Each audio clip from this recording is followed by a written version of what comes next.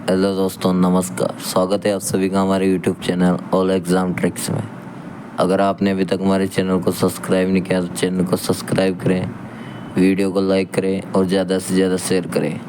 आज हम लेके आए class 7 science subject chapter 5 physical and chemical changes से रिलेटेड क्वेश्चन आंसर, जो कि एनसीईआरटी इंग्लिश मीडियम पे आधारित है। क्वेश्चन नंबर फर्स्ट है, classify the changes involve in the following processes as physical और केमिकल चेंजेस। यानी आपको चेंजेस के बारे में बताना है, किस प्रकार का चेंजेस है। पहला दिया है photosynthesis.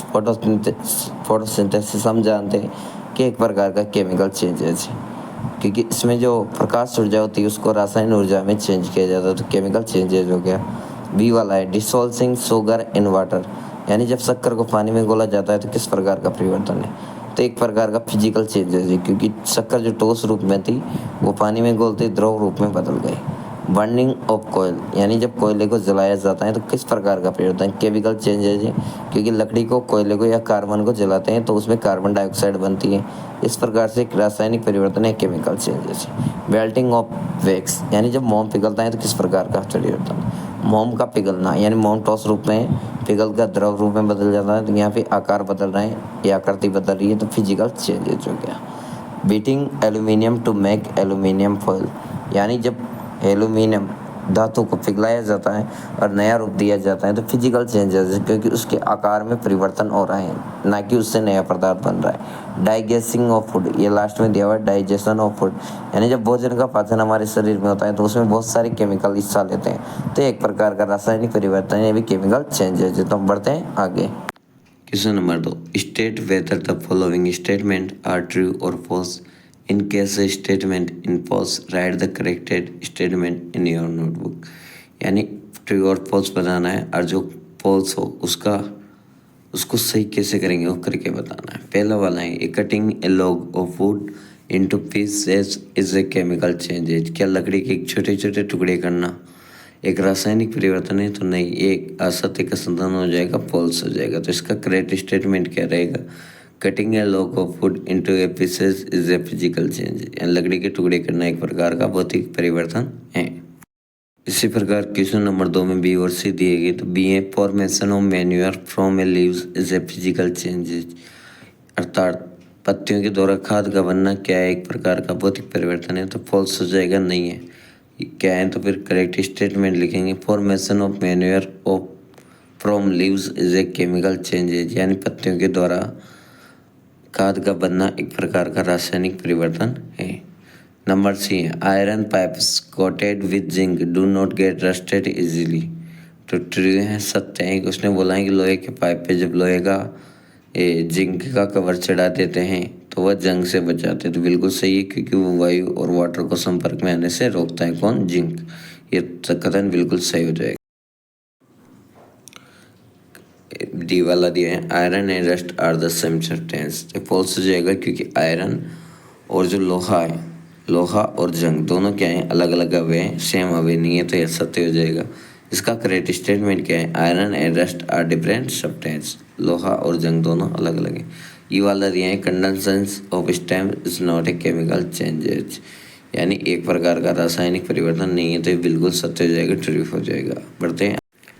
Fill in the blanks in following statement. नीचे कथन दिए गए उसके अनुसार रिक्त स्थानों को भरना है। पहला दिया हुआ है, when a carbon dioxide is pass through lime water is turn milky due to the formation of calcium carbonate. यानी जब आंसू जल में कार्बन डाइऑक्साइड को डाला जाता है तो धुंधला धुंधला धुंधला हो जाता है, और इसमें किसका निर्माण होता है, कैल्शियम कार्बोनेट का निर्माण होता है। रिक्त स्थान में कैल्शियम कार्बोनेट आएगा।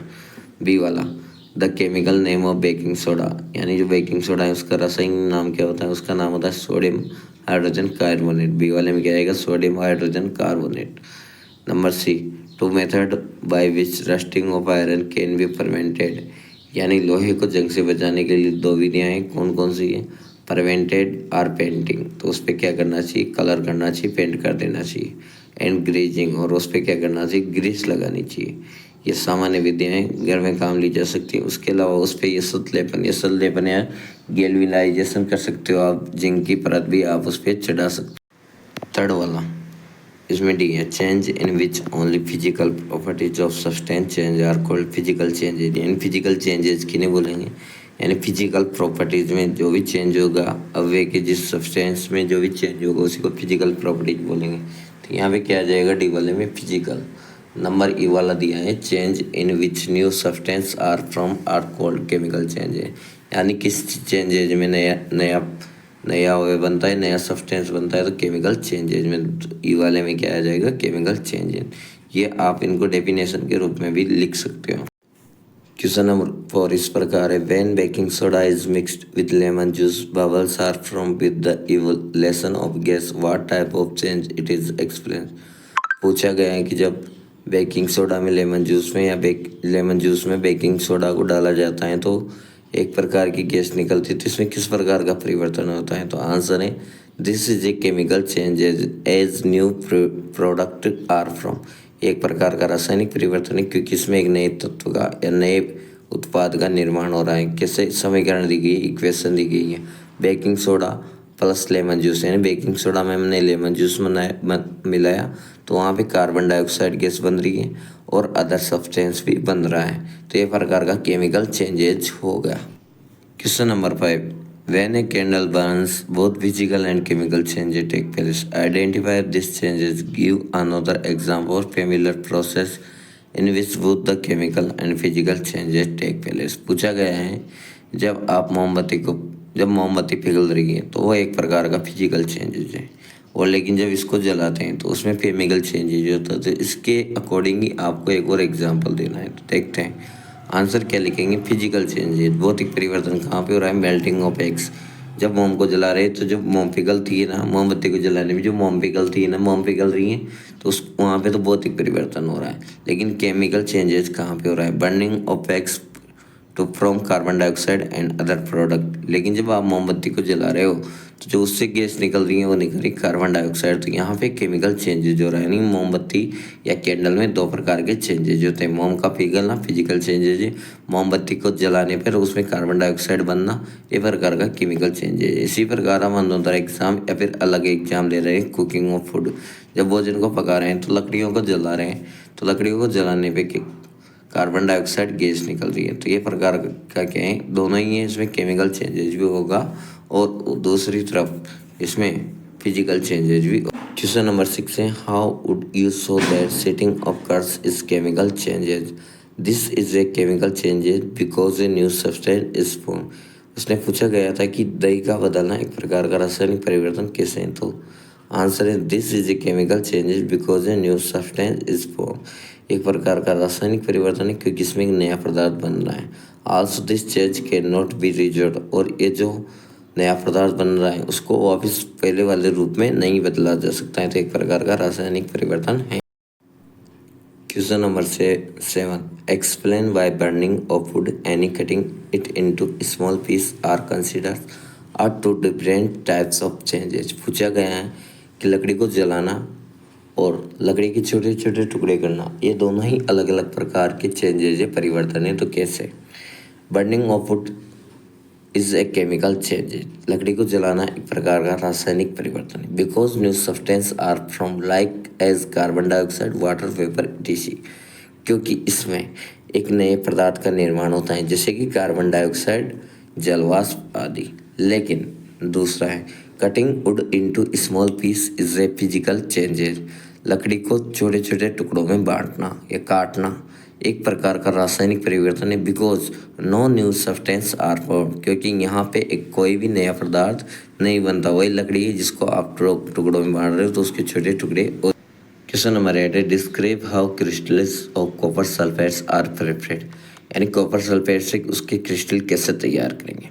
आंसर है take some water in a beaker. हम बीकर में कुछ पानी लेंगे।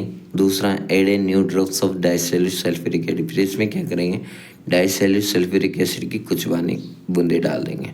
नंबर इसमें अगला पॉइंट क्या रहेगा boil the water and copper sulphate powder well stirring till it the become saturated. यानी जो उबलता हुआ पानी है उसमें कॉपर सल्फ्यूट पाउडर डालेंगे। कहाँ तक डालेंगे जहाँ तक वो गुलता रहेगा। जैसे गुलना बंद हो जाएगा, सैचुरेटेड का मतलब संतृप्त होना यानी गुलना। जैसे गुलना बंद हो जाएगा उसमें डालना कॉपर सल्फेट को डालना बंद कर देंगे। अगला पॉइंट है filter it and let it to cool down. इसको छान लेंगे यानी संदेह कर लेंगे इसका और फिर इसको शांत छोड़ देंगे। The crystal of copper sulphate separate out. हम देखेंगे जो क्रिस्टल हैं किसके, कॉपर सल्फेट की जो क्रिस्टल है वो सेपरेटली अलग हो जाते हैं, अलग दिखाई देते हैं। This process is called crystallisation और ये प्रक्रिया क्रिस्टलीकरण कहलाती है। क्वेश्चन 9 है how explain how painting of iron gate prevent it from rusting. पूछा गया है लोहे की गेट को रस्टिंग से या जंग से बचाने के लिए आप क्या करोगे। Rusting of iron requires water and oxygen, यानी जंग लगने के लिए पानी की और ऑक्सीजन की आवश्यकता होती है। Painting of iron gate prevent, जो गेट पे अगर हम पेंटिंग कर देंगे तो उससे क्या होगा, prevent it to get in connect with water and oxygen, this prevent is from rusting. यानी जो लोहे के गेट पे अगर पेंटिंग कर दोगे तो ये लोहे को पानी और वायु के संपर्क में आने से रोकेगा और जंग लगने की प्रक्रिया यहाँ पे समाप्त हो जाएगी।